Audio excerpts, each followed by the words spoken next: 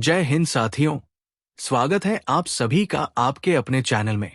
आज हम बात कर रहे हैं राजस्थान फसल मुआवजा अपडेट 2026 की।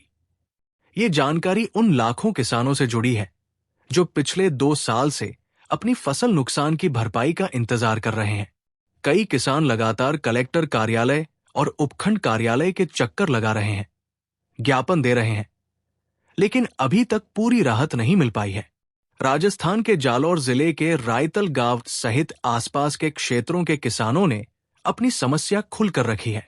उनका कहना है कि वर्ष 2023 में आए चक्रवाती तूफान बिपरजॉय ने उनकी फसलें पूरी तरह नष्ट कर दी थी।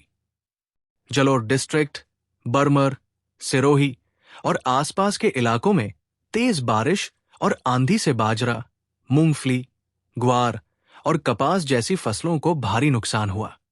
खेतों में पानी भर गया, मिट्टी बह गई और पशुओं का चारा तक नष्ट हो गया। तूफान के बाद सरकार की ओर से घोषणा की गई थी कि प्रभावित किसानों को प्रधानमंत्री फसल बीमा योजना के तहत बीमा दावा राशि दी जाएगी और राज्य सरकार अतिरिक्त अनुदान भी देगी। उस समय किसानों को उम्मीद जगी कि अब नुकसान की भरपाई हो जाएगी। सर्वे हुए, दस्तावेज जमा हुए, बैंक खाते आधार से जोड़े गए, लेकिन किसानों का कहना है कि वर्ष 2023 से लेकर 2025 तक उन्हें न बीमा की राशि मिली और न घोषित अनुदान। किसानों ने सामूहिक रूप से जिला कलेक्टर को ज्ञापन सौंपकर मांग रखी कि वर्ष 2023 से 2025 तक के सभी लंबित दावे और अनुदान का शीघ्र भुगतान किया जाए। जिन किसानों का नाम सूची में नहीं है, उनका दोबारा सर्वे कराया जाए।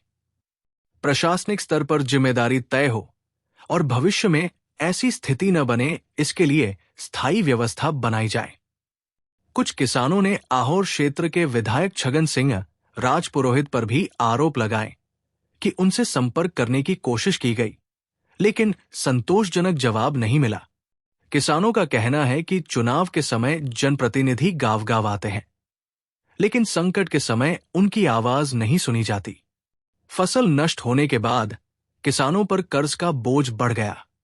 बीज, खाद, दवा और सिंचाई के लिए लिया गया उधार चुकाना कठिन हो गया। लगातार नुकसान और राहत न मिलने से कई किसान मानसिक तनाव में हैं। परिवार की जिम्मेदारियां, बच्चों की पढ़ाई और घर खर्च चलाना भी मुश्किल हो रहा है। कुछ किसान खेती छोड़ने तक का विचार कर रहे हैं। जब नुकसान की भरपाई समय पर नहीं मिलती तो अगली बुवाई पर भी असर पड़ता है। किसान पर्याप्त बीज और खाद नहीं खरीद पाता, सिंचाई की व्यवस्था कमजोर हो जाती है और उत्पादन घटता है। इसका असर पूरे ग्रामीण अर्थतंत्र पर पड़ता है। किसानों का आरोप है कि बीमा कंपनियां और बैंक एक दूसरे पर जिम्मेदारी डालते हैं। कभी सूची में नाम न होने की बात कही जाती है, कभी दस्तावेज अधूरे बताए जाते हैं, तो कभी सर्वे रिपोर्ट लंबित बताई जाती है। जबकि किसानों का कहना है कि उन्होंने समय पर बीमा कराया, सर्वे कराया और सभी कागजात जमा किए। इस बीच मुख्यमंत्री भजन लाल शर्मा ने अतिवृष्टि से प्रभावित किसानों के लिए राहत वितरण को स्वीकृति दी है। 31 जिलों के लाखों किसानों के लिए आपदा राहत कोष से कृषि अनुदान जारी करने की मंजूरी दी गई है और लगभग 1000 करोड़ रुपए से अधिक की राहत राशि स्वीकृत की गई है। अब सबसे बड़ा सवाल यही है कि स्वीकृत राशि वास्तव में कितने किसानों तक पहुंची है और कितने अब भी इंतजार कर रहे हैं। ये सुनिश्चित करना प्रशासन और जनप्रतिनिधियों की जिम्मेदारी है कि पात्र किसान तक उसका अधिकार समय पर पहुंचे।